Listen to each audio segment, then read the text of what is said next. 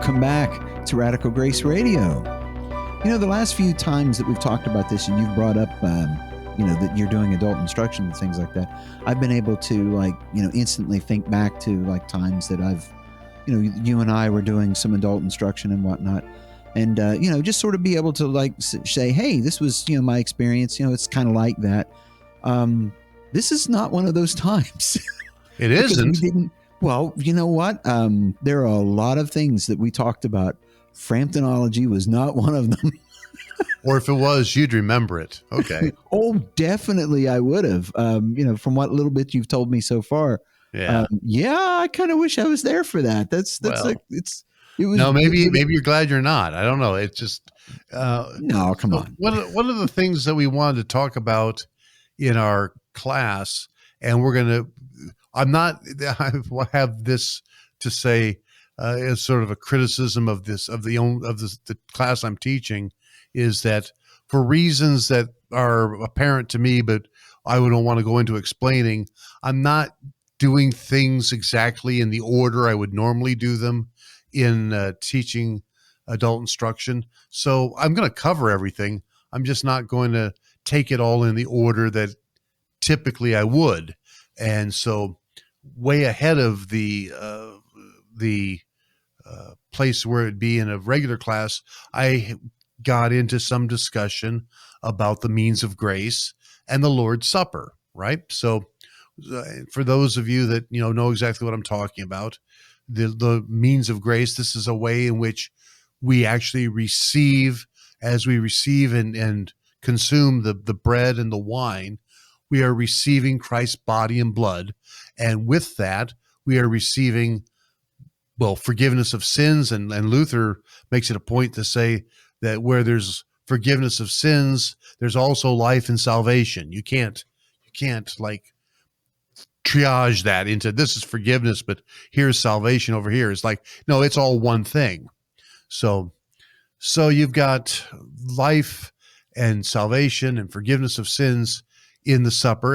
And to uphold that, we went into Matthew's gospel in chapter 26 and actually this is where Jesus talks about, this cup, drink of it, all of you.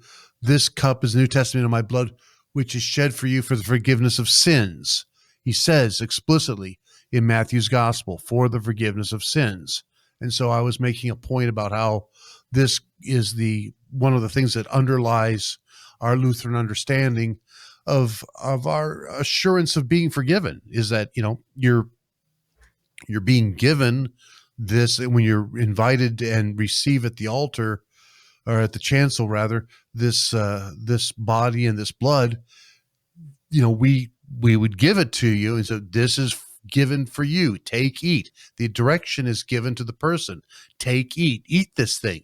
This, and then what is this? This is Christ's body. This is Christ's blood for the forgiveness of sins. So it's clearly that we're talking to the individual. It's your tongue, your hand that I'm placing the host in, or offering you the cup, and you're the one consuming it by mouth. So the words of Jesus apply now directly to you for the forgiveness of your sins. And so that was the main thing. But when you have an adult instruction class, you have people from different backgrounds. Some of them were at least at one point completely unchurched, but in this case, I don't really have that kind of class. Most of them were either at one time raised Roman Catholic, or a few were raised in a more sort of Methodist, kind of almost Baptist viewpoint. And okay, so that's how you were raised, but now you want a good explanation, for what Lutherans believe. And so I'm trying to use this as an opportunity to answer their questions. So a Roman Catholic really won't have any questions that are hard or difficult for them regarding the real presence, that Christ is really present in the sacrament. But somebody coming from one of these Baptist or Methodist viewpoints, these traditions, they really could. They could have a a much deeper, I don't know, suspicion that this is more like the language of symbolism, right? And sometimes this came up in the class too, the idea that, Jesus says, "Do this in remembrance of me," and this gets people thinking, well, this is about helping us remember.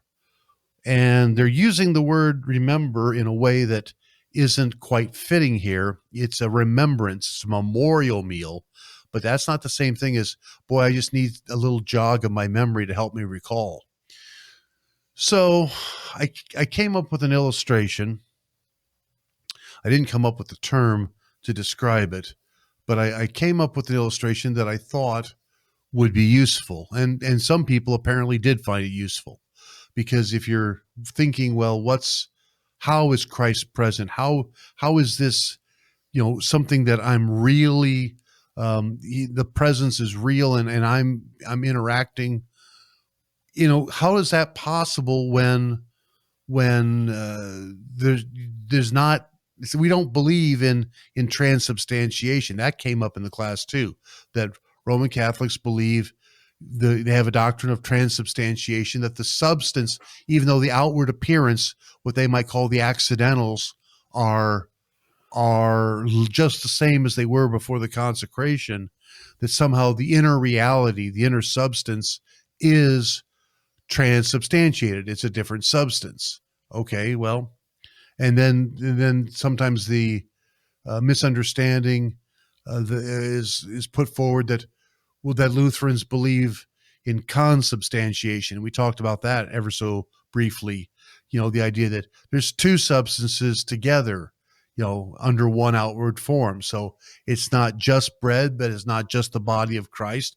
It's the bread and the body, and the same thing with the cup. It's the wine and the blood. And so consubstantiation, there's sort of like substances that are going together. And that may be an interesting way of thinking about it, but it's not. No, you're shaking your head because it's not scriptural. No, that's all. I always thought that was a weird way to think about it. Well, some people, I guess, have found it helpful, but it doesn't really matter because it's not the Lutheran understanding. It only we don't get into too much explanation about why, other than kind of where Luther went. Is means is. This is my body. This is my blood. We don't try to ask, well, maybe he just means represents or it symbolizes. In fact, there's a quote here I'm reading from this one particular blogger who's quoting from the Smalcald Articles. That's one of our Lutheran confessions. And it says, quote, "We hold that bread and wine in the supper are the true body and blood of Christ." Close quote. We hold this to be true. This is the true body. This is the true blood. And we're not confused at all on this issue. And the blogger takes some exception to I don't know, it's been around a long time, but a way of understanding that, or not even understanding it, of saying that we're talking about more than just symbolism, because the blogger has heard the phrase, and I've used it before. This is what I was raised believing, was that the body and blood of Christ are in, with, and under the bread and the wine. And our Lutheran confessions don't say that, at least not that way. They don't put those three things together, in, with, and under. And really, to be honest, that wasn't an intention to explain how it's so. It's more like to say, well, you can think of it as in, but it's not like you could open it up and find it somehow, inside this, the cup, or inside, to break open the host and see something else inside. It's with it, but you can't separate it, because two things that are with each other, they are not separable. And under the appearance of, well, that's not really true. But you could say it's under it, it's with it. It's the idea is that you're receiving these things, even though what you're what by mouth you'd say you're consuming is bread and wine, you are at the same time consuming the body and blood of Christ. And so, well, how can this be real? I mean, if you told me it's just symbolism or something to help me remember, do this in remembrance of me, at least I kind of have maybe some idea of how that might work. But Lutherans are not saying that.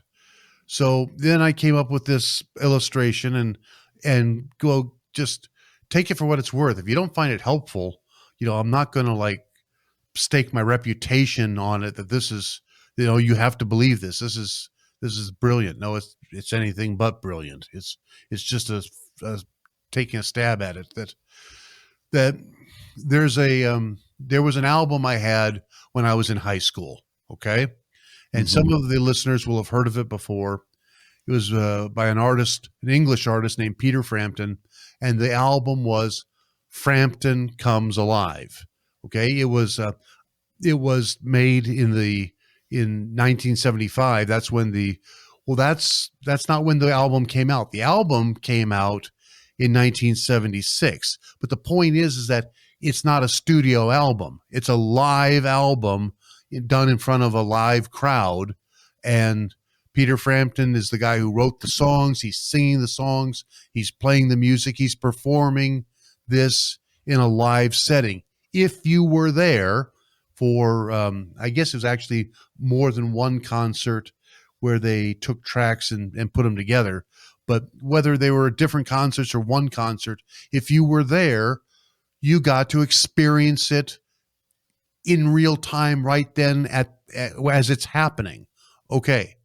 So everybody understands though that you can have the album. In fact, now we don't have, some people still have vinyl albums, but you might have the song on your phone or on a music player. And so you got your earbuds in your ears and you're listening, right? Mm-hmm. And you hear you're hearing him sing "Show Me the Way." That was one of the famous cuts off the album. All right, so you're listening to it and you know that you're not imagining you're listening to it. Like, it's not a delusion. You really are hearing the music. And it's really Peter Frampton, not only who wrote the song, performed the song, but this is what you're hearing in your ears. So there's a way in which that makes his performance present to you. Okay. Now you say, well, this sounds like a kind of a weak analogy, but keep going on. I mean, like, so you might ask, a skeptic might ask, well, where's Peter Frampton? Where's the music? Well, you can't open the earbuds and find the music or Peter Frampton in the earbuds. You're going to just find components. You say, well, what about in the wires? Well, the wire's just copper wire inside. I mean, it's not even in the electricity.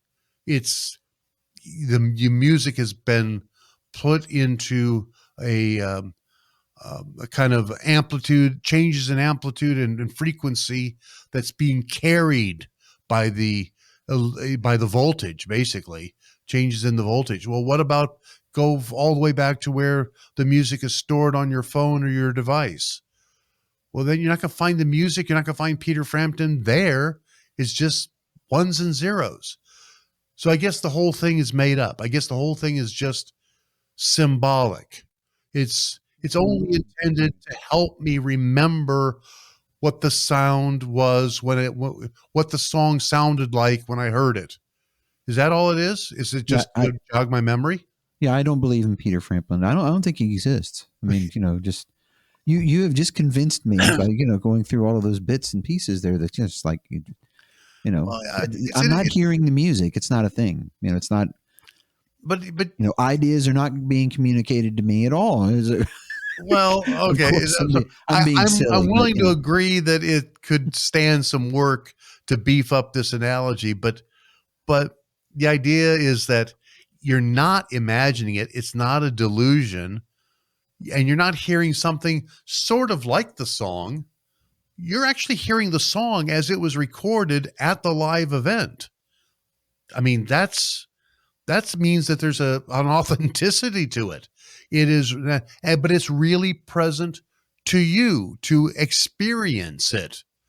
And I got to think that there's something useful here for understanding how we can be with Christ and he's be present to us in the sacrament. Of course, Jesus said these words at the Last Supper. We weren't there at the Last Supper, but these words really do convey, and the bread and the wine really do present to us Jesus Christ as he was giving himself, in the act of giving himself to his disciples.